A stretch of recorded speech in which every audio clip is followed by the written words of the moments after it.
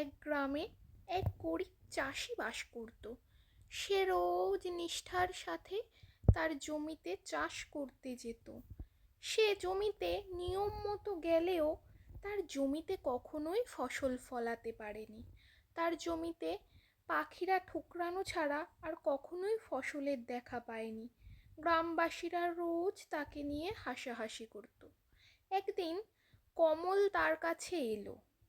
তার কাছে এসে হাসাহাসি করে বলতে লাগলো যে, বুড়ো মশাই, আর ফসল ফলিয়ে লাভ হবে না, এই জমিতে কখনোই ফসল ফলবে না।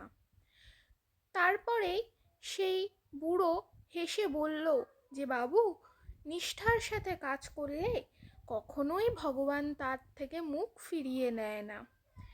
একদিন সকালবেলা পাখির কিচিরমিচিরে যখন সেই বুড়োর ঘুম ভাঙে, সে রোজকারের মতো তার জমিতে গেল। গিয়ে দেখলো চারিদিকে ফসল ফলে রয়েছে, আর সে আনন্দে লাফাতে থাকলো।